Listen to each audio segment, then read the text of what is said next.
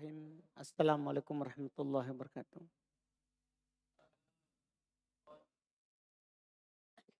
Innal hamdalillah nahmaduhu wa nasta'inuhu wa nastaghfiruh wa na'udzu billahi min syururi anfusina wa min sayyiati a'malina. May yahdihillahu fala mudhillalah wa may yudlil fala hadiyalah. Asyhadu an la ilaha illallah wahdahu la syarikalah wa asyhadu anna Muhammadan abduhu wa rasuluh. Sallallahu alaihi wa ala alihi wa ashabihi wa man tabi'ahum bi ihsan ila yaumiddin amma ba'd. Alhamdulillah kita kembali melanjutkan kajian kitab Al-Ghayatu wa Taqrib, matan fikih praktis dalam madhab al-Imam Syafi'i yang ditulis oleh al-Imam Al-Qadhi Abu Syuja' rahimahullahu ta'ala. Kita di pertemuan yang lalu alhamdulillah masuk di Kitabus Shayd wad Dabaih wad Duhaya wal At'imah. Masuk di pembahasan hewan buruan, sembelihan, kurban dan makanan. Kita sudah ambil terkait dengan sembelihan, kemudian juga masalah yang disebutkan dari makanan yang haram dan yang tidak haram. Pada malam hari ini kita masuk di pasal terkait dengan kurban. Ini secara ringkas dulu, insya Allah beliau akan sebutkan. Nanti kalau mau meluas tentunya kita butuh buku kitab yang lebih luas lagi. Kata beliau rahimahullahu ta'ala, faslun, pasal. Al-udhiyatu sunnatun. Berkurban itu sunnah. Dan ini yang beliau katakan ini adalah menurut pendapat mayoritas. Karena para ulama berselisih pendapat tentang hukum berkurban. Apakah dia wajib atau sunnah. Dan yang benar dari pendapat mayoritas, berkurban itu hukumnya sunnah, paling tingginya sunnah muakkadah, tidak pantas ditinggalkan oleh orang yang mampu. Datang waktu berkurban, kemudian dia mampu berkurban, dan dia tinggalkan, itu tidak pantas. Karena berkurban ini termasuk syiar yang tentunya tidak samar bagi kita anjurannya. Ini adalah sunnahnya, millahnya Ibrahim yang Allah perintahkan kepada kita untuk mengikutinya.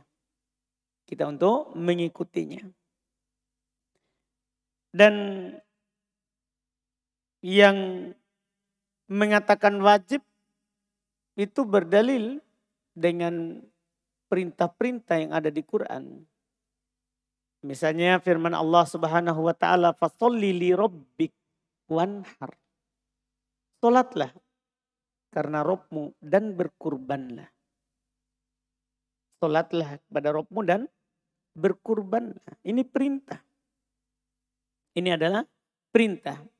Hanya saja perintah ini dipalingkan. Makna asalnya dari perintah wajib menjadi perintah sunnah. Karena dalam hadits Nabi SAW beliau bersabda, idza dakhalatil ashr wa arada ahadukum ayudhi. Apabila sudah masuk 10 pertama di bulan Dzulhijjah dan salah seorang dari kalian ingin berkurban. Kata Imam Syafi'i dan selainnya, kata ingin ini menunjukkan sunnah. Karena tidak ada dibilang wajib terus digantung dengan apa? Keinginan. Jika kalian ingin berkurban. Dan ini pendapat tentunya yang kuat dan yang benarnya. Walaupun kita bilang tadi tidak pantas ditinggalkan oleh yang mampu berkurban. Tidak pantas ditinggalkan oleh orang yang mampu berkurban. Karena ini adalah syiar. Kata Allah, wal budana ja'alnaha lakum min sya'airillah. Lakum fiha khair. Al-budana, sembelihan kurban berupa onta, itu ja'alnaha lakum, kami jadikan untuk kalian sya'airillah. Itu sebagai syiar. Tahu syiar tak? I'lam, sesuatu yang nampak. Seorang muslim yang mampu, dia nampakkan syiar ini. Itu kami jadikan sebagai syiar.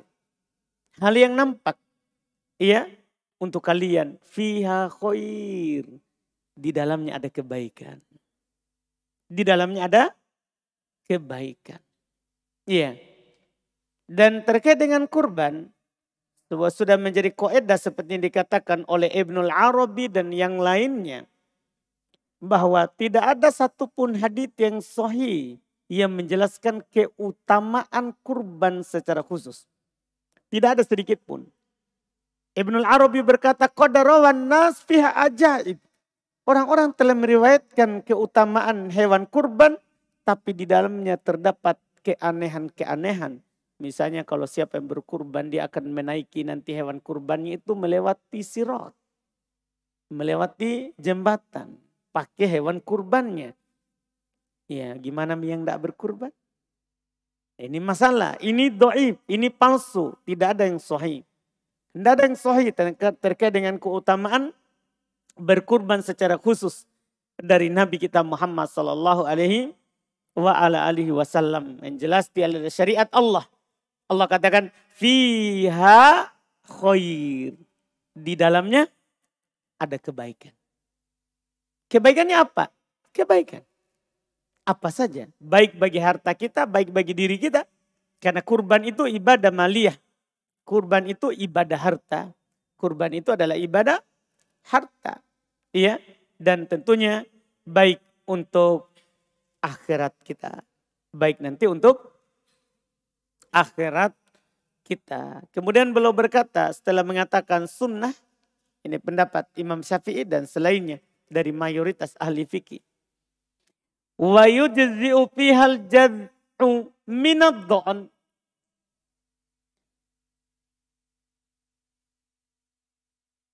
Kata beliau, sah berkurban dengan jadz' kalau dia dari dha'n.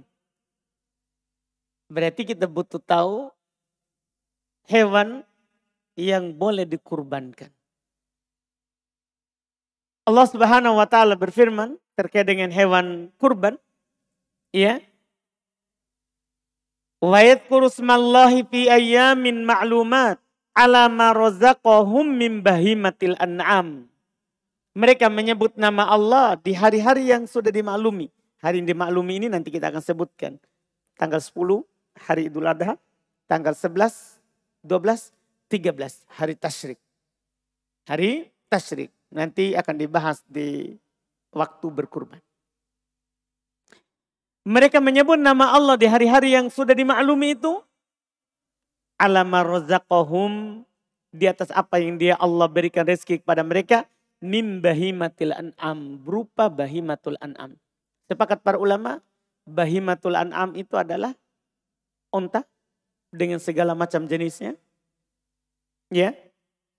Sapi dengan segala macam jenisnya, yang penting dibilang sapi, masuk juga di dalamnya jamus, kerbau, ya, kemudian kambing dengan berbagai macam jenisnya, masuk di dalamnya domba.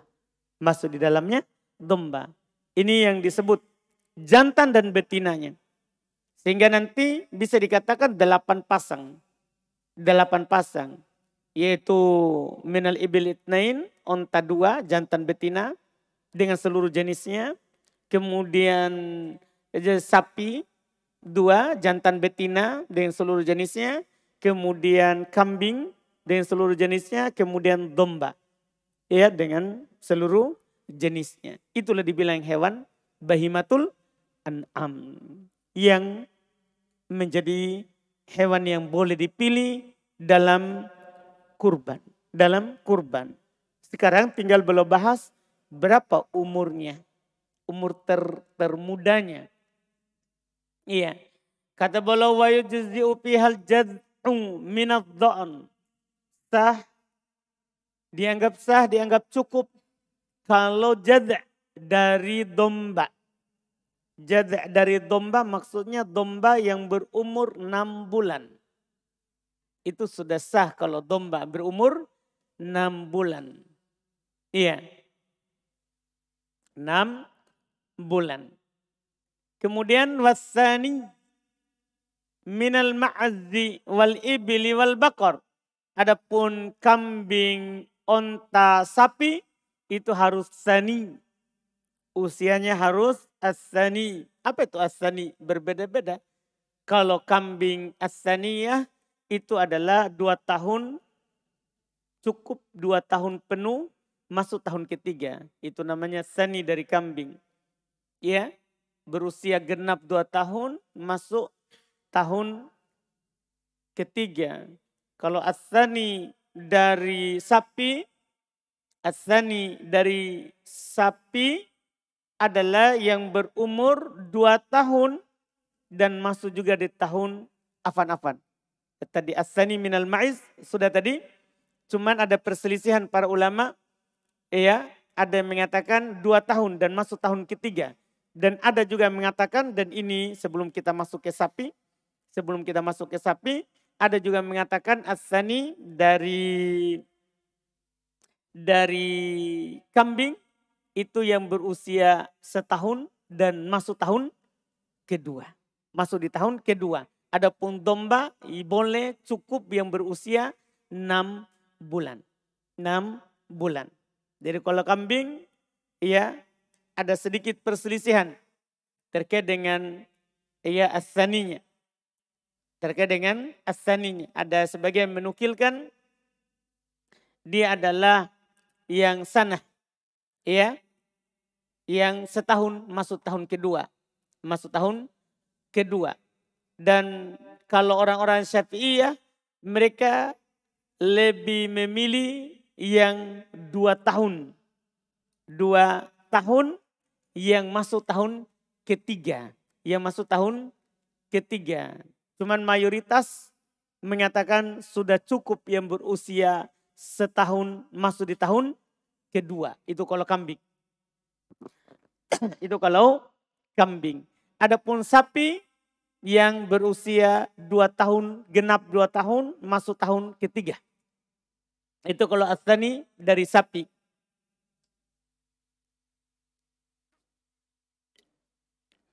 Kemudian as-sani minal ibil, adapun yang saniyah dari onta yang genap usianya 5 tahun dan masuk tahun ke-6. Itu kalau onta.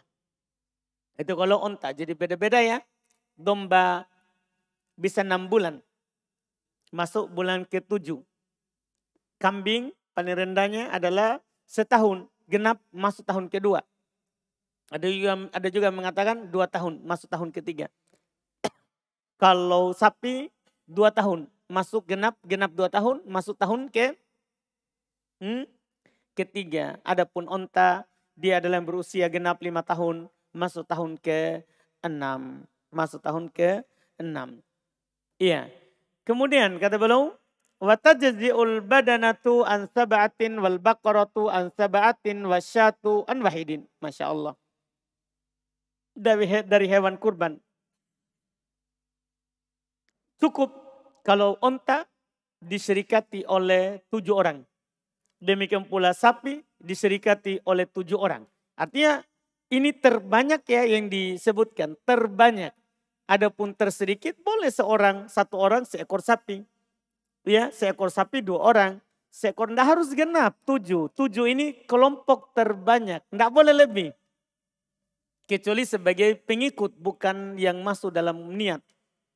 Diikutkan maksudnya kelompok sapi 7 keluarga. Masing-masing mengikutkan keluarganya dalam niatnya. Boleh, tidak terbatas. Itu dalam niat. Adapun yang dalam yang berkurban itu hanya 7 orang.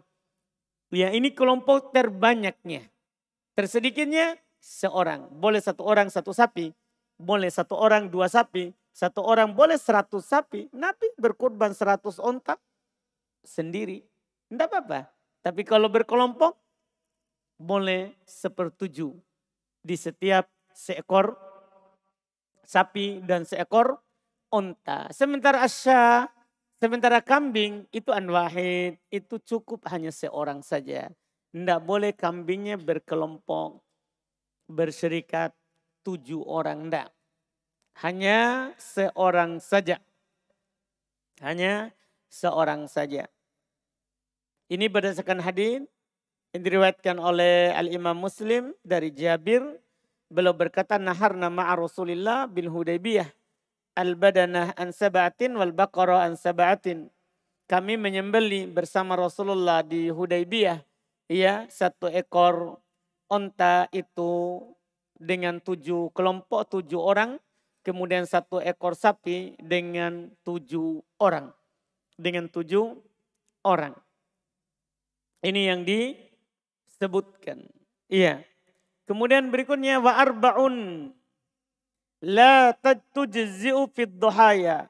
Setelah belum membahas hukumnya, kemudian hewannya, kemudian umurnya, ya, dan kelompok yang boleh berserikat dan tidak boleh berserikat padanya, maka sekarang belum membahas lanjut ke yang tidak boleh ada pada hewan kurban. Belum berkata arba'un, ada 4 perkara la tujzi'u fid duhaya yang tidak, ya, mensahkan kurban. Artinya tidak boleh ada pada hewan kurban. Ya. Apa itu? Al-awra, al-bayyin, awaruha. Yang buta sebelah matanya, yang jelas kebutaannya. Ini buta sebelah, apalagi buta dua-dua, tentunya itu lebih. Tidak boleh lagi. Tapi hanya buta sebelah matanya, tapi jelas kebutaannya. Maka ini tidak boleh ada pada hewan kurban. Yang kedua, wal arja'u al-bayyin arajuha. Yang pincang, jelas kepincangannya. Yang pincang, jelas kepincangannya. Maka ini tidak boleh ada pada hewan kurban. Tidak boleh ada pada hewan kurban. Ini yang kedua. Yang ketiga, wal maridatu al-bayyin maroduha.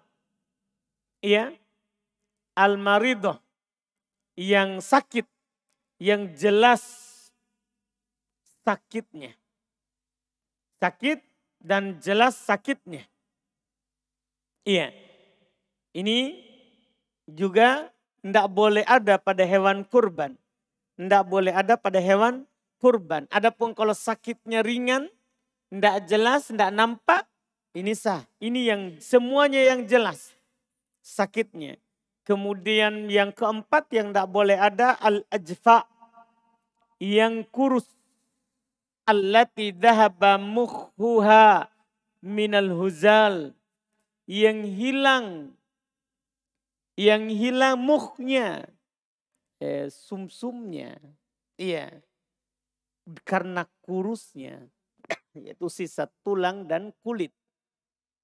Ini tidak boleh ada pada hewan kurban. Ini tentunya berdasarkan hadis dari Nabi Sallallahu Alaihi Wasallam. Memang Nabi kita Sallallahu Alaihi Wasallam jelas beliau berkata arba'un la tujzi'u fil adhi, dalam sebagian riwayat la tajuz. 4 perkara tidak boleh ada pada hewan kurban.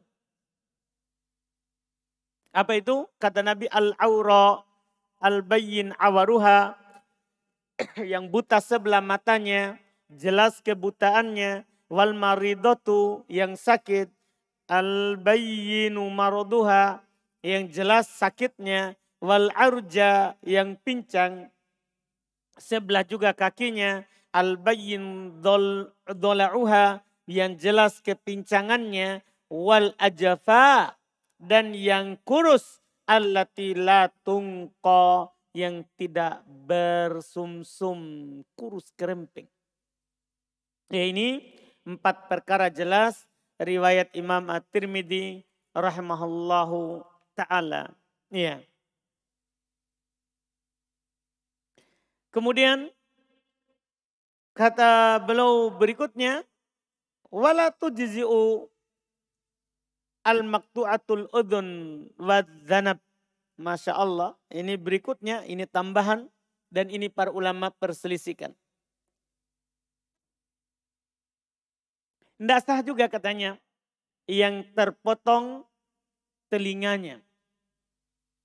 Kalau terpotongnya banyak dari telinganya, memang sepakat tidak sah. Iya, ini kan bukan sakit, tapi terpotong kebanyakan telinganya sudah tidak ada. Ini tidak sah. Adapun kalau terpotongnya sedikit, terpotongnya bukan yang terbelah. Kadang kan ada orang kasih tanda dia belah. Enggak, itu enggak dihitung. Enggak masuk, ini yang terpotong. Yang terpotong. Yang terpotong, yang sedikit, ini diperselisihkan. Ada yang mengatakan sah, ada juga yang mengatakan tidak sah. Ada juga yang mengatakan tidak sah. Dan tentunya kalau yang diperselisihkan ini, sebagian ulama mengatakan paling rendahnya makruh. Sah tapi paling rendahnya apa? Makruh. Ini yang terpotong sedikit. Adapun terpotong banyak, tidak sah. Kemudian wadzanab. Demikian pula yang terpotong ekornya. Yang terpotong ekornya ini juga tidak sah. Ya, cuman jarang ya hewan yang terpotong ekornya. Paling sering itu banyak orang pada hewan itu dia kasih tanda di telinganya. Dia kasih tanda di telinganya. Kadang mereka potong bukan dia belah. Walaupun ada juga di sana dia belah. Ya, telinganya. Dia hanya gunting belah, tidak potong. Tidak potong, adapun walaupun kalau dia terbelah, walaupun banyak. Ini tetap dianggap sah. Misalnya yang penting masih tersisa. Dia terbelahnya panjang. Sehingga dia terpisah dengan yang satu. Cuman kalau masih utuh, tidak terpotong, itu dianggap apa? Sah. Itu dianggap sah. Kemudian kata beliau, wa yujzi'ul khasi wal maksurul qarn. Masya Allah, sah berkurban dengan hewan yang al-khasi. Hewan yang dikebiri. Tahu dikebiri tak? Yang dikeluarkan biji apanya? Biji pelernya. Iya, dikeluarkan biji pelernya. Itu namanya dikebiri. Ya, ini sah juga. Sah juga berkurban dengannya. Kemudian wal maksurul qarn. Demikian pula sah berkurban dengan hewan kurban yang patah tanduknya. Yang patah tanduknya. Tentunya apalagi yang lahir tanpa tanduk. Demikian pula tadi yang lahir tanpa telinga. Misalnya lahirnya memang dia kecil telinganya. Ini tentunya sah. Ini tentunya sah. Iya, lahir juga tanpa ekor. Misalnya dia dari lahir sudah kecil ekornya. Sah juga. Sah juga. Ini tadi itu yang potong karena perbuatannya manusia.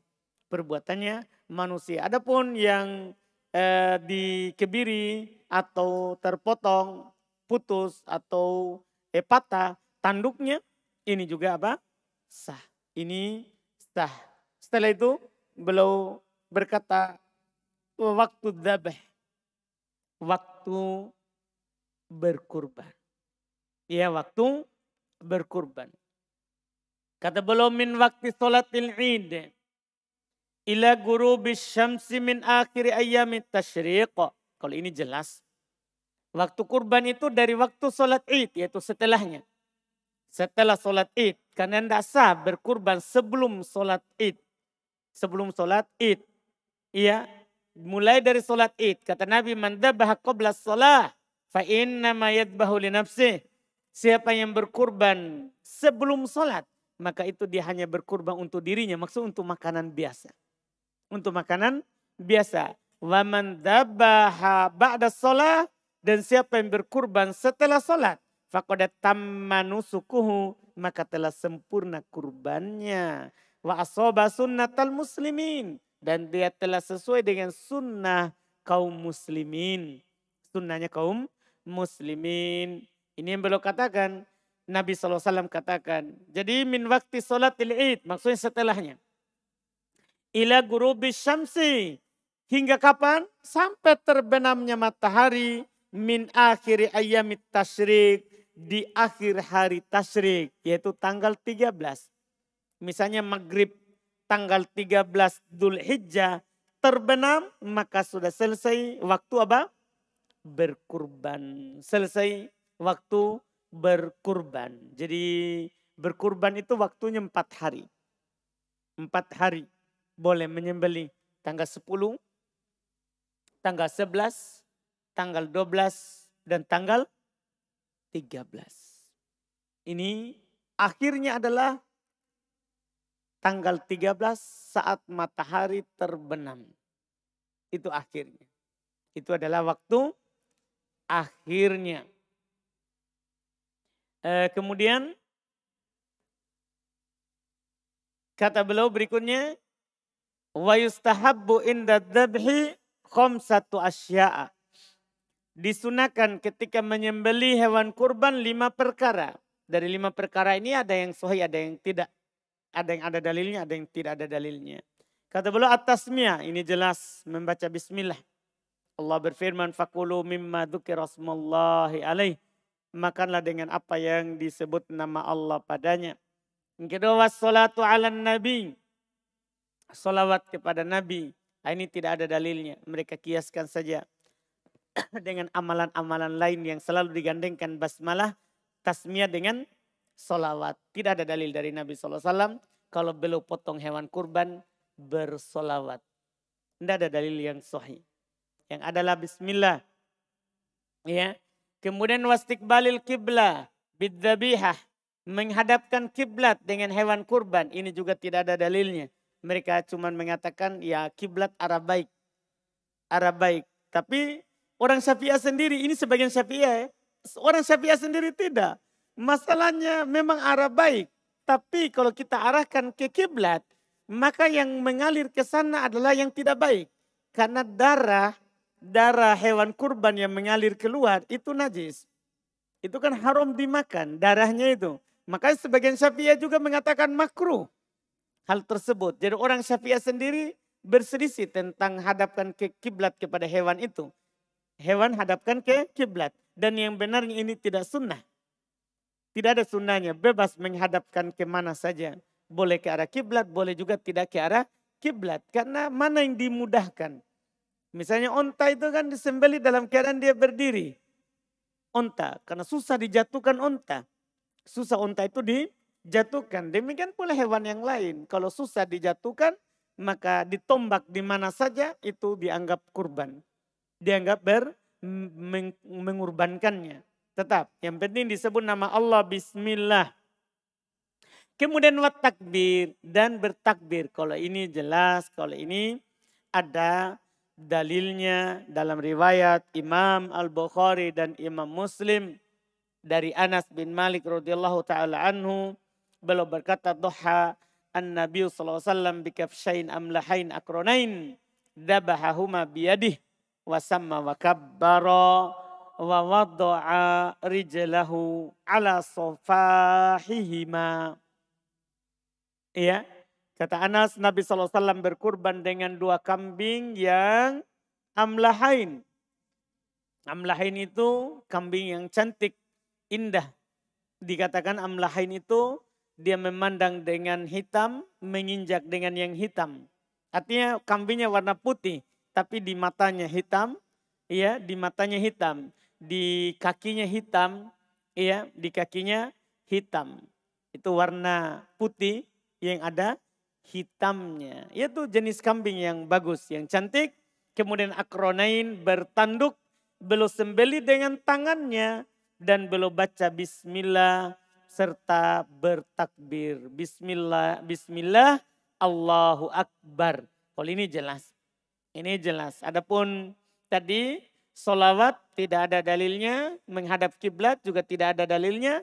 Bahkan orang Syafi'iyah sendiri yang mengatakan itu sunnah di kiblat, di sembelihan. Sebagian mereka juga mengatakan makruh. Karena memang tidak ada dalil dari Nabi SAW yang memang mengharuskan mensunahkan bahwa hewan kurban itu menghadap kemana? Ke kiblat. Kemudian waddu'a bil qabul, dan berdoa ya untuk diterima kurbannya itu. Ini tentunya dibolehkan ya, karena Nabi juga sallallahu alaihi wasallam dari hadits Aisyah riwayat Imam Muslim ya, Nabi berdoa Allahumma taqabbal min Muhammad wa ali Muhammad di setelah berkurban, ketika belum berkurban, ya Allah terimalah dari keluarganya Muhammad, dari Muhammad dan keluarganya Muhammad. Ini kalau kita sendiri yang berkurban. Kalau orang yang kurbankan kita wakilkan kepada orang, dan ini semua sunnah yang dah harus. Yang penting dia bismillah, Allahu Akbar. Iya, kalau dia mendoakan yang berkurban boleh. Boleh. Bukan menyebut namanya, sebagian orang iya disebut namanya, bukan, mendoakan yang berkurban. Misalnya 7 orang ya Allahumma taqabbal min fulan wa ali fulan wa fulan wa ali fulan fulan wa ali fulan fulan wa ali fulan. Kalau misalnya 7 orang kita mendoakannya. Kita mendoakannya dan itu sunnah. Artinya kalau dia tidak doakan tidak masalah, karena niatnya si pengkurban itu sudah sampai. Ya, karena bukan yang diinginkan oleh Allah darah dan dagingnya, tapi adalah at-taqwa minkum, ketakwaan dari yang berkurban. Niatnya itu. Niat si pekurban adalah untuk mengalirkan darah karena Allah, menyembelih karena Allah Subhanahu wa taala. Ini yang patut dipahami. Ini hal-hal. Kemudian kata beliau berikutnya, wala ya'kulu minal udhiyatil mandurah wa ya'kulu minal mutatawwa' biha wa la yabi'u. Dia tidak boleh makan dari hewan kurban kalau itu adalah nadar. Kan kadang ada orang dia bernadar untuk berkurban. Kalau datang tahun depan saya bernadar untuk berkurban. Nah, kalau kurban dengan nadar, kurban yang disembelih karena nadar, tidak boleh dia makan. Kan itu dia nadarkan, bukan untuk dia makan. Tidak boleh, ini yang patut diketahui. Ini penting diingatkan. Kadang-kadang orang bernadar terus dia makan juga hewan nadarnya. Tidak boleh kalau kurban nadar. Kurban yang disembelih karena apa? Nadar. Tidak boleh. Kalau kita melanggar, maka kita kasih makan 10 orang miskin, atau kasih pakaian 10 orang miskin. Atau berpuasa 3 hari berturut-turut. Berpuasa 3 hari berturut-turut. Ini semuanya kalau tidak bisa membebaskan budak. Terus wa ya'kul minal mutatawwa' biha. Dia boleh makan dari hewan yang dikurbankan sunnah, bukan karena nadar. Kata Nabi SAW, kulu waddakiru watasaddaku. Makan dan simpanlah serta bersedekahlah. Ini boleh. Orang yang berkurban boleh dia makan hewan kurbannya, boleh dia simpan hewan kurbannya, dan boleh juga dia bersedekah dengan hewan kurbannya. Dan tidak ada ketentuan dia harus bersedekah sepersekian, dia makan sepersekian, dia simpan sepersekian. Tidak ada. Terserah si pekurban. Kalau dia mau ambil semua hewan kurbannya, tidak apa-apa. Misalnya ada orang berkurban, dia wakilkan ke kita. Dia sudah kasih biaya potong. Terus dia bilang saya mau ambil semua. Tidak apa-apa, kita kan sudah dapat biaya potong. Kita sudah dapat biaya potong. Jadi terus apa yang kita dapat Ustadz? Pahala. Kamu jadi wakil kurban bukan mau mencari kaya, tapi pahala. Iya, karena kalau kita bantu orang berkurban, maka pahala kita seperti orang yang berkurban. Tanpa mengurangi pahala si pekurban. Yang kita inginkan. Kalau ada dikasih juga dagingnya, ya, atau dikasih biaya potong, bukan karena gaji ya. Kalau kita dikasih biaya potong, itu memang keharusan. Biaya potong dari yang lain. Dan tidak boleh biaya potongnya dari hewannya. Tidak boleh gajinya pekurban ini adalah hewan kurbannya itu yang dia potong. Tidak boleh. Kunna, kata Ali bin Abi Thalib, kunna la nu'til jazzar syai'an. Wa nu'ti min indina. Kami tidak kasih pemotong kurban sedikit pun dari hewan kurban karena pekerjaannya. Kami beri dari kami gaji potong. Kecuali dia berhak mendapatkan hewan kurban, misalnya dia miskin bisa dikasih karena sebab lain. Bukan karena dia tukang potong. Bukan, itu lain itu. Lain biaya potong, lain. Tidak boleh dikasih gajinya dari kulitnya, tidak boleh. Dari kepalanya, yang potong pokoknya dapat kepala. Yang potong dapat kaki. Yang potong dapat kulitnya. Tidak boleh. Gajinya lain. Gajinya yang lain. Tidak boleh dikasih. Adapun orang yang berkurban, boleh dia makan. Boleh dia bersedekah. Boleh dia menyimpannya. Memang di awal Islam waktu zaman masa kelaparan, Nabi melarang simpan hewan kurban kepada para sahabat melebihi 3 hari. Tidak boleh. Setelah itu datang masa senang, masa lapang di kaum muslimin. Maka Nabi katakan kulu waddakhiru. Silakan makan dan simpan. Silakan makan dan simpan. Itu tergantung yang punya kurban. Tergantung yang punya kurban.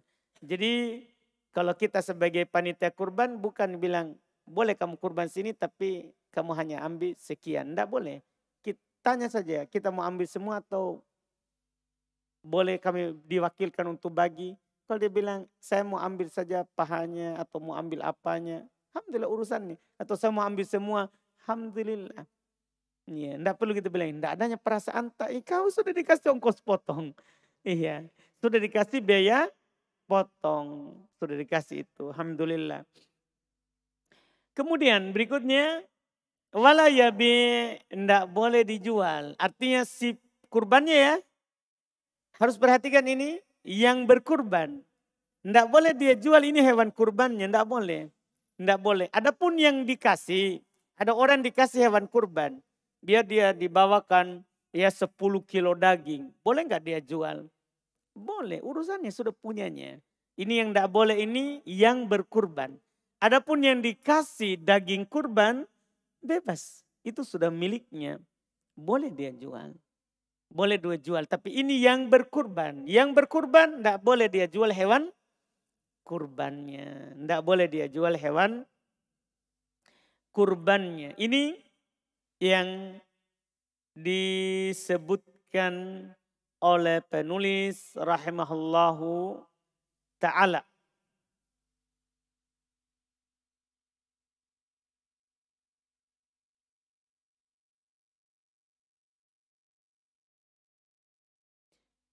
Selesai kurban. Kita masuk akikah karena sama hewannya, pembahasan hewannya sama. Pembahasan hewannya sama, tinggal ada beda sebab. Satunya karena Idul Adha, satunya karena lahiran. Kita selesaikan karena sedikit sekali. Kata beliau faslun pasal. Al-aqiqatu mustahabbatun. Akikah juga adalah sunnah. Dan ini juga sama pendapat mayoritas. Di sana ada yang berpendapat akikah itu wajib. Tapi itu adalah tidak kuat.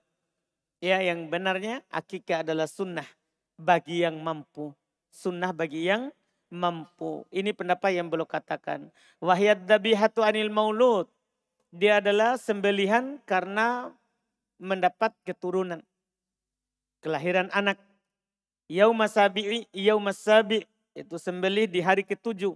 Dan ini tentunya pendapat mayoritas. Sembelih itu di hari ke-7. Ya. Berdasarkan perbuatan dan ucapan Nabi. Hari ke-7 ini Nabi anjurkan berupa ucapan dan Nabi praktekkan berupa perbuatan. Sembelihnya ya, adapun acaranya terserah. Kan boleh sembelih hari ke-7 nanti acaranya ya lapangnya saja. Lapangnya saja. Yang penting sembelih hewannya hari ke-7. Tidak ada contoh dari Nabi SAW melebihi hari ke-7. Ada di sana yang berpendapat boleh kelipatan 7. 14, 21. Kelipatan 7. Hanya saja tidak ada dalil yang kuat yang menunjukkan hal tersebut. Karena memang ucapan Nabi hari ke-7, perbuatan Nabi hari ke-7. Ya, ucapan Nabi hari ke-7 dan perbuatan Nabi hari ke-7. Dan makanya kata para ulama tidak sunnah kurban akikah dewasa. Karena juga ini tidak dilakukan oleh Nabi dan para sahabat. Tidak ada sahabat yang kurban setelah masuk Islam, yang berakikah setelah masuk Islam. Dulu karena katanya orang tuanya tidak akikah kan, dia akikah saat dewasa. Tidak ada sunnahnya, tidak ada penukilan dari Nabi SAW. Dan para sahabatnya yang melakukan akikah saat usia dewasa. Kalau tidak diakikah waktu kecil. Tidak ada masalah karena ini hukumnya kita cuma luput sunnah. Kalau tidak melakukannya pada hari ke-7. Kemudian kata beliau, wa yudbahu anil gulam syatan wa anil jariyah syah. Ini terakhir. Disembeli kalau anak laki-laki, kambingnya 2, kemudian anak perempuan, kambingnya 1. Kambingnya 1. Semua ini tetap dari hadits Nabi Sallallahu Alaihi Wasallam. Kata Nabi, al-gulamu murtahinun bi aqiqatih.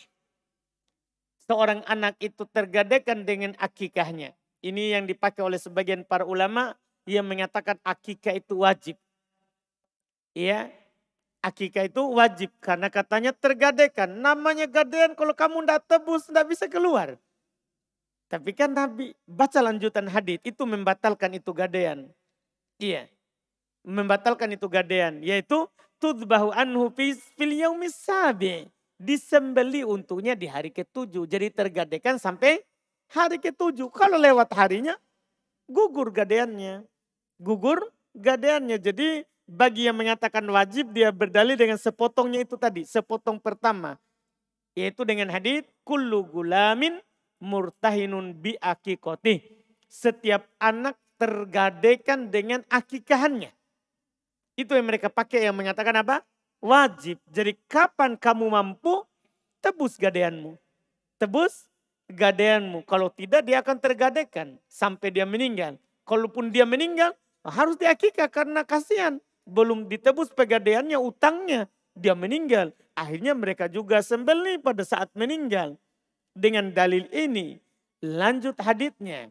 Karena dalam hadits itu ada petunjuk. Maksudnya tergadaikan sampai hari kapan. Kata Nabi, tudbahu anhu yaumas fil yaumis sabi. Disembeli untuknya pada hari ke-7. Ini kalau lewat, sudah lewat sunnahnya. Lewat sunnahnya, ini ucapannya. Wa yuhlaq ra'suhu wa yusamma. Dicukur rambutnya dan diberi nama. Ini hadits riwayat Imam Ahmad, At-Tirmidzi dan disahihkan oleh Al-Hakim rahimahullah. Adapun untuk anak laki-laki 2 kambing, untuk anak perempuan 1 kambing. Tentunya ada hadis dari Nabi Sallallahu Alaihi Wasallam. Ya, beliau bersabda, anil gulam syatan, dari anak laki-laki 2 ekor kambing. Wa anil jariyati syah, anak perempuan 1. Anak laki-laki 2 ekor kambing. Anak laki-laki 2 ekor kambing, anak perempuan 1 ekor kambing. Dan apa yang disebutkan oleh Nabi ini, kambing ini menunjukkan tidak bisa digantikan dengan hewan lain. Di zaman Nabi ada onta, ada sapi. Tapi yang disebut di sini adalah apa? Kambing. Sebagai hewan dikurban niat akikah. Adapun daging tambahan terserah. 1 ekor kambing, tambahannya 100 sapi. Misalnya. Siapa tahu mau undang 1 kampung. Iya. 2 ekor kambing, 100 sapi. Boleh. Paham Sayyid? Tidak apa-apa. Kasih makan seluruh orang fak-fak. Tidak apa-apa. Itu dibolehkan. Cuman yang sunnah untuk anak itu berapa? 1 ekor kalau laki perempuan. 2 ekor kalau laki-laki. Adapun tambahannya karena akan banyak tamu. Kan undang banyak tapi datang tamunya. Ada habis mie karena cuma 2 ekor. Itu kan masalah lain. Itu makanan yang disembeli karena anak. Adapun makanan untuk tamu bebas orang mau buat apa saja. Dari makanan-makanan yang halal. Dari makanan-makanan yang halal. Kemudian ini sudah selesai. Habis yang beliau sampaikan di makanan. Setelah itu pembahasan tentang as-sabaku war-rami. Tentang perlombaan dan memanah. Perlombaan dan memanah. Ini insya Allah kita baca di pertemuan yang akan datang. Alhamdulillah. Kita ada dulu, baru kita jawab pertanyaan. Di sini ada pertanyaan, Bismillah. Bagaimana tentang hewan yang dipotong sebanyak 70 ekor? Kalau kita hanya berniat mengatakan saya menyembelih hewan ini sebanyak 70 ekor atas nama Allah. Bismillah, Allahu Akbar. Dan yang satu kali niat. Dan tidak menyebut lagi setelah sudah menyembelih yang pertama. Kalau bersambung, boleh. Sah kalau bersambung. Iya dia Bismillah, Allahu Akbar, sembelih satu langsung bersambung. Adapun kalau tidak bersambung, tidak boleh kalau karena putus. Iya, karena putus. Iya. Bentuknya, prakteknya, caranya. Iya, caranya. Jadi dia berkurban itu dia baca Bismillah Allahu Akbar. Bismillah Allahu Akbar. Itu kan mudah. Kalau dia buat baca, dia baca. Tapi boleh kalau dia baca satu kali untuk semuanya. Boleh, yang penting bersambung. Yang penting adalah bersambung.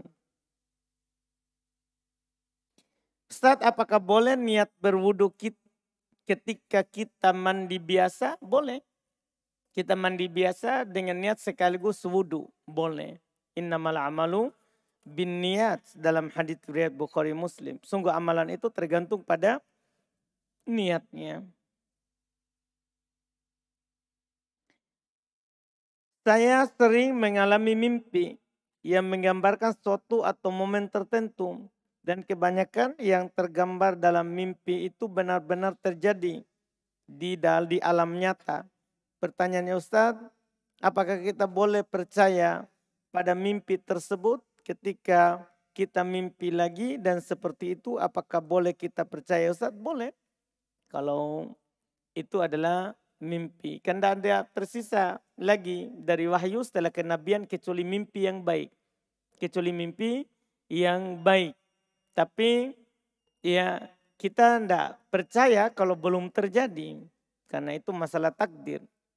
Itu adalah masalah apa? Takdir. Iya. Dan dilihat juga mimpinya. Apakah karena di mimpi itu ada namanya bunga tidur. Kalau kita hayalkan sebelumnya. Ingin begitu nanti terbawa ke mimpi. Ini namanya bunga tidur. Tidak ada tafsirnya.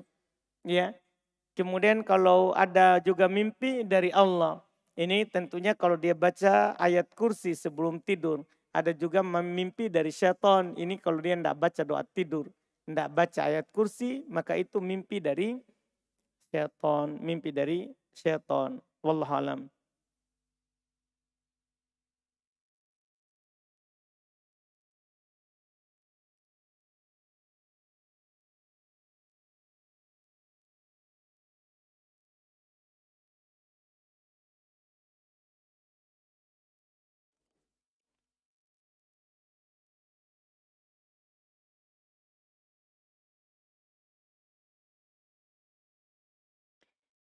Apakah ada dalil mengenai menimbang rambut bayi dan berat timbangannya dibelikan emas? Kalau dibelikan emas tidak ada. Kalau dibelikan perak ada. Ya Nabi menimbang rambut cucunya dan dibelikan nilainya perak dan disedekahkan ke miskin. Bukan emas, perak. Iya.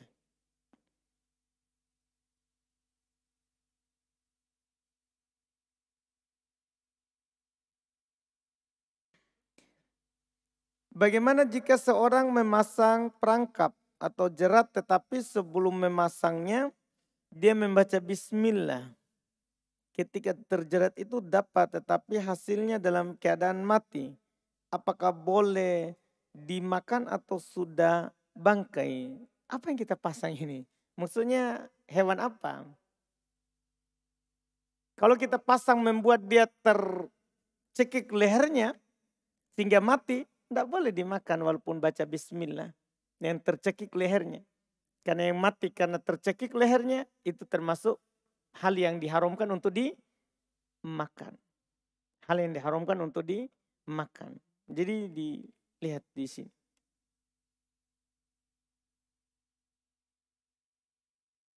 Apa hukumnya pasar saham dan pasar modal? Saham apa? Modal apa? Ya, kalau emas, perak, dolar, enggak boleh. Karena syarat orang beli emas, beli perak, beli dolar, uang itu harus dua syaratnya. Tangan ke tangan, cash. Saat beli dikasih uangnya, dikasih dolarnya, dikasih emasnya, dikasih peraknya, dikasih. Kita bayar, dia kasih. Adapun nanti kalau kita mau jual waktu naik harganya, tidak ada masalah. Tidak ada masalah. Tapi kalau sahamnya adalah beli berupa barang, ya kita beli. Ini ada orang jual gedung, jual bangunan. Ya, kita kumpul misalnya 100 orang, masing-masing punya saham, jual nanti hasilnya ketika mereka jual dapat nilai lebih banyak. Dapat dilihat apa pasar modal dijual belikan itu. Apakah barang riba atau bukan barang riba.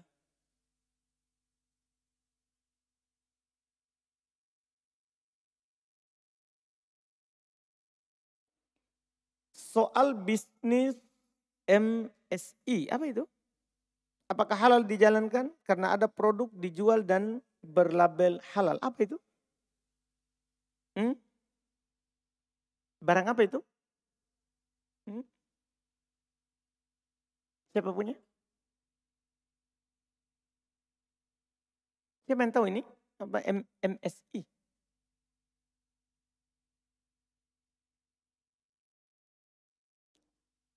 Semacam apa ini? Hmm? Skincare. Apa itu?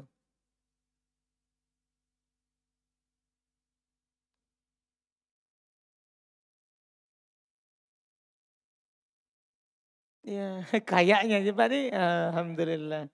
Enggak ditahu ini apa ini. Nanti dia tunggu yang bertanya apa yang dia maksud.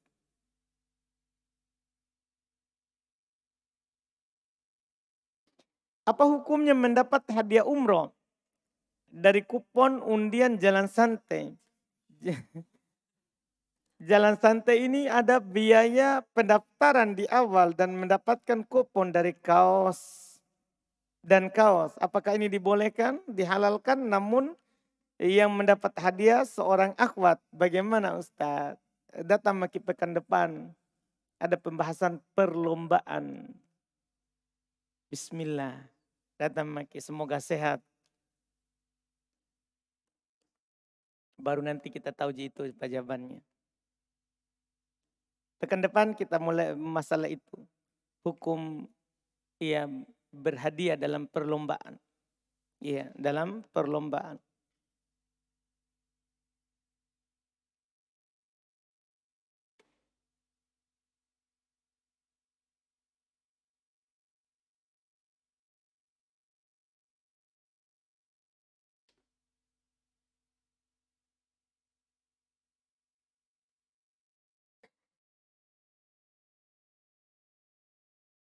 Saya ingin bertanya Ustadz tentang kalimat dalam bahasa Arab tersebut. Dahabat ila kholati Zainab. Pertanyaannya Zainab dalam kalimat posisinya sebagai apa Ustadz? Dan mengapa dia mansub? Enggak tahu juga. Tanya gini yang buat kalimat. Iya, kenapa Zainab mansub? Kenapa Zainab mansub? Coba tanya ke yang buat kalimat. Dia sebagai apa dia?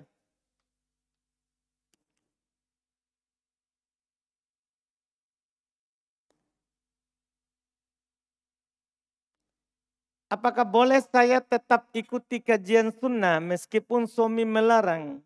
Sedangkan suami saya tidak mau sholat. Hadahullah. Suka mabuk. Hadahullah. Gampang marah. Hadahullah. Kalau saya mengaji baca Al-Quran dia marah-marah. Berdosakah saya bila tidak mengikuti apa yang dia larangkan? Tidak berdosa. Tidak berdosa. Iya, kalau kita larang. Kalau kita dilarang kemudian kita lakukan. Dia tidak berdosa karena haknya istri adalah wajib bagi suami mengajarkan kepadanya agama. Kalau dia tidak ajarkan harus anjurkan istrinya supaya kurang beban haknya. bawa istrinya ke ta'lim. Kalau dia tidak pergi ta'lim, suruh istrinya ta'lim. Supaya kurang itu beban kewajiban. Karena siapa yang menikahi seorang perempuan, haknya itu perempuan dikasih pendidikan agama. Itu nafkah batin. Sebagian orang, dia kira itu nafkah batin, harus wajib nafkah lahir dan batin. Yaitu dia kasih uang belanja, terus berhubungan badan. Bukan. Ya itu cocok, itu nafkah batin. Tapi nafkah batin juga itu adalah mengajarkan kepadanya apa? Ilmu. Mengajarkan kepadanya ilmu. Itu wajib. Itu adalah haknya istri. Kalau dia tidak bisa ajar, suruh dia belajar. Suruh dia belajar. Anjurkan dia belajar. Suami yang seperti tadi harusnya senang. Alhamdulillah istrinya belajar. Hilang, sedikit kurang lagi bebanku. Ya seharusnya dia bersyukur punya istri yang seperti itu. Tapi kalau kita tetap pergi ta'lim dengan beralasan misalnya, kalau bisa kita akali alasannya tanpa ada kebohongan. Ya, alhamdulillah misalnya kita bilang saya mau ketemu teman dulu. Padahal temannya di majelis ilmu. Tidak masalah. Tidak masalah.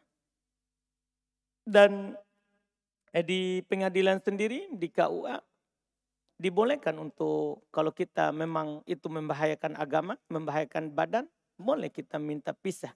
Tapi kalau kita bersabar saja, doakan hidayah untuknya, tetap melayaninya dengan baik, ya, nah itu lebih bagus, lebih bagus.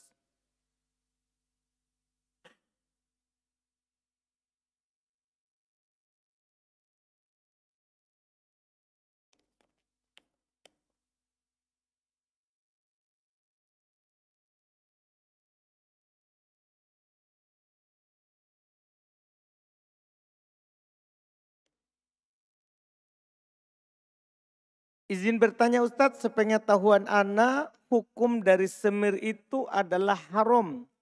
Terutama jika semirnya berwarna hitam. Ayah ana selalu menyuruh ana untuk menyemirnya. Dan ana juga perlahan-lahan sudah menyampaikan bahwa semir itu tidak diperbolehkan dalam syariat. Dan ayah ana hanya meresponnya dengan senyuman. Dan tetap menyuruh ana untuk menyemirnya. Bagaimana jika kita sudah mengetahui suatu hukum namun tetap melakukannya Ustadz? Karena sampai sekarang jika ana dihadapkan pada kondisi tersebut pasti masih susah untuk menolak suruhan orang tua terkait dengan menyemirnya. Mungkin kita juga salah atau kurang dalam memahami hukum mewarnai rambut. Iya, mewarnai rambut itu boleh. Hukum asalnya boleh. Kita mewarnai rambut, mewarnai jenggot. Misalnya ada ikhwan yang putih jenggotnya, enggak mau, dia mau penampilan muda lagi. Ya, boleh dia warnai. Cuman enggak boleh hitam. Hitam saja yang enggak boleh. Karena Nabi perintahkan untuk menjauhi yang hitam. Ya, untuk menjauhi yang hitam. Jadi warna hitam saja yang enggak boleh. Warna lain boleh. Boleh seorang itu menyemir rambutnya dengan warna pink, ya, ungu, ya, abu-abu. Sembarang bisa semuanya. Boleh. Ya, warna belang-belang misalnya. Sebagian putih, sebagian hitam, sebagian coklat. Enggak apa-apa. Yang penting jauhi hitam. Hitam saja. Jadi ini ayatnya tinggal kita carikan yang ya warna selain hitam, coklat tua, kan bisa. Yang penting jangan hitam. Jangan hitam. Mungkin kita butuh saja pengetahuan begitu. Ya, karena dalam Islam boleh menyemir rambut. Boleh. Yang penting dijauhi yang warna hitam.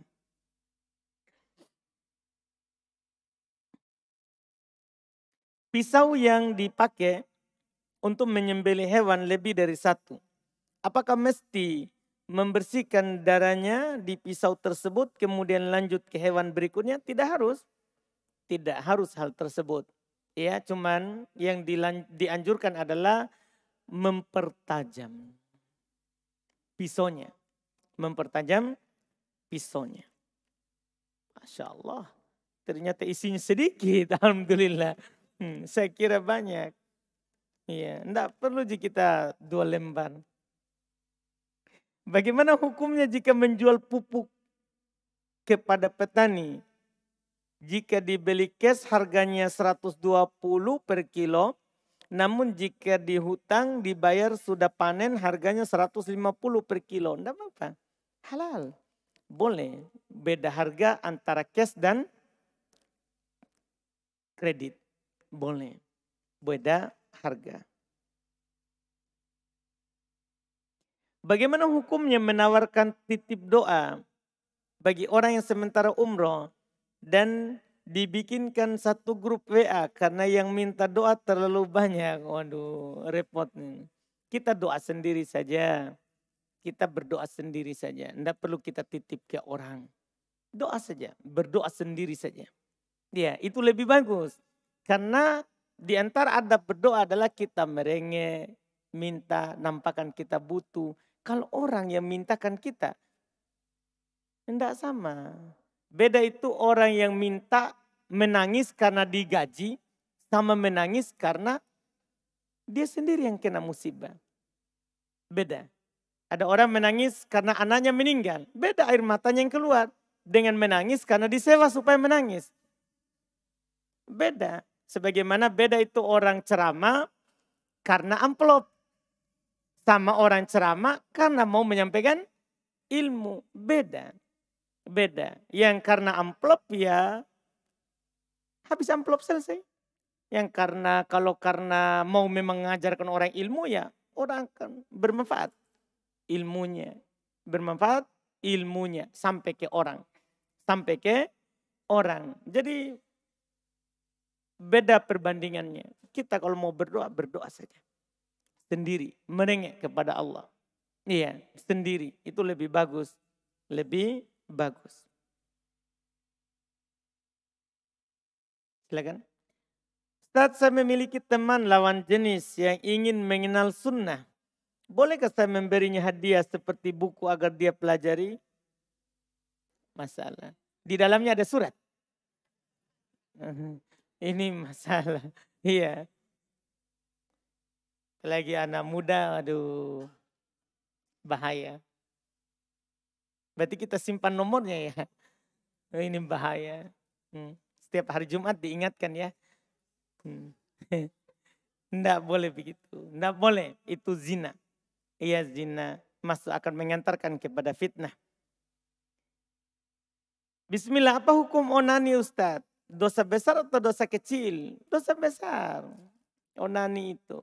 Berjima dengan tangan atau dengan kasur atau dengan bantal. Iya, itu dibilang onani. Tidak boleh. Kan itu maksud tidak menjaga ya kemaluan. Tidak menjaga kemaluan. Fadal. Bismillah. Barakallahu fiik Ustaz. Melanjutkan dari pertanyaan dari secari kertas yang mengenai menimbang rambut dari anak bayi menggunakan perak, itu kan sunnah Ustaz. Bagaimana jikalau kita mengkonversi rambut tersebut ke emas karena kita melihat maslahatnya begitu besar, karena harga perak dengan emas itu lebih besar harga emas sekarang untuk kemaslahatan orang miskin Ustaz. Itu tidak ada masalah. Maksudnya perak saja dulu. Supaya bisa dilakukan oleh miskin dan kaya. Kemudian kalau kita mau lebih, ternyata kita timbang peraknya segram. Kan begitu, hanya 12.000 nilai sekarang. Setelah itu kita mau tambah 1.012.000. Alhamdulillah, perak saja dulu. Supaya bisa miskin, bisa juga orang kaya yang bersedekah ini anaknya. Karena bisa semua orang punya 12.000. Ya kan? Karena masuk rumah sakit dia bayar bidannya juga 1 juta. Masa 12.000 tidak ada. Kan begitu maksudnya. Ini kan bisa dilakukan oleh semua orang. Setelah itu enggak usah keper, enggak emas, enggak usah. Kita tambah saja sedekahnya. Kan enggak apa-apa lebih, yang enggak boleh kurang. Lebih tidak mengapa. Iya kan? Daripada repot-repot. Oh, perak emas saja. Enggak, perak saja. Kemudian kalau mau lebih, boleh. Kemudian izin bertanya Ustadz, saat-saat ini marak kegiatan Jumat berbagi. Apakah boleh akhwat ikut ambil bagian turun ke jalan untuk membagikan, kemudian membagikan kegiatan dengan video dan di-share ke media sosial meskipun akhwat menutup aurat pakai pakaian syar'i atau cadar? Akhwat itu di rumah. Iya, tidak dikasih masuk ke media sosial. Nanti walaupun pakai cadar, orang akan bilang, Masya Allah ukhti, selesai. Jatuh lagi hatinya. Iya, jatuh lagi hatinya. Lama-lama tanya nomornya, tanya namanya. Lama-lama bonceng, makan bersama. Ya itu jangan. Perempuan itu disembunyikan. Disembunyikan. Tidak dikasih turun di jalan-jalan. Itu tugasnya laki-laki. Tugasnya laki-laki. Kalau dia mau masak, alhamdulillah. Nanti yang bagi laki-laki. Yang bagi laki-laki.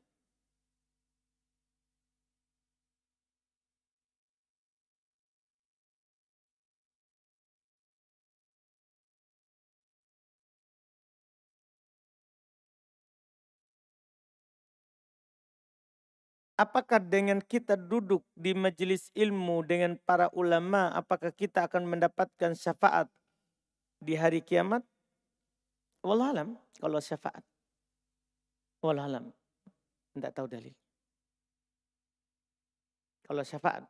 Tapi kita berkawan dengan orang baik, itu bagus. Maksudnya duduk bersama orang baik, dianjurkan. Dianjurkan di Quran. Wasbir nafsaka ma'alladina apa? Yad'una rabbahum bil godati wal asyi yuriduna wajhah. Sabarkan dirimu bersama orang-orang yang berdoa kepada Allah di waktu pagi dan petang. Di waktu pagi dan petang karena menginginkan wajah Allah. Juga Nabi SAW mempertegas hal tersebut. Al-mar'u ala dini khalili. Seorang itu di atas agama kawannya. Falyanzur man yukhalil. Hendaklah dia melihat siapa temannya. Siapa temannya. Itu yang disebutkan oleh Nabi kita Muhammad Sallallahu Alaihi Wasallam, dan ungkapan Arab yang terkenal as-sahib, sahib. Teman itu akan menarik kita kepada kebaikan atau keburukan. Ya, as-sahib, sahib. Teman itu akan menarik. Kalau dia orang baik, akan menarik kita kepada kebaikan. Tapi kalau dia orang tidak baik, akan menarik kita kepada hal yang tidak baik. Kepada hal yang tidak baik. Makanya kata Nabi tadi, fal yanzur man yukhalil. Hendaklah seorang itu melihat siapa yang dia temani. Siapa yang dia temani. Paham kan? Iya. Ini wallahualam kalau mendapatkan syafaat. Karena syafaat itu butuh dalil. Kalau kita berbicara tentang syafaat, ini kan masalah gaib. Kita harus sampai dulu dalil, baru kita bisa katakan dan bisa bicara. Kalau masalah gaib, masalah akhirat, masalah padang mahsyar, alam kubur. Iya. Apa yang terjadi setelah dibangkitkan, sampai dibangkitkan, dan apa yang terjadi nanti di surga neraka, itu semua butuh dalil. Ya, karena itu adalah masalah gaib. Masalah gaib. Itu wallahu a'lam. Kita cukupkan, alhamdulillah. Insyaallah kita lanjut lagi di pertemuan yang akan datang. Subhanallahi hamdik. Asyhadu an la ilaha illa anta astaghfiruka wa atubu ilaik. Assalamualaikum warahmatullahi wabarakatuh.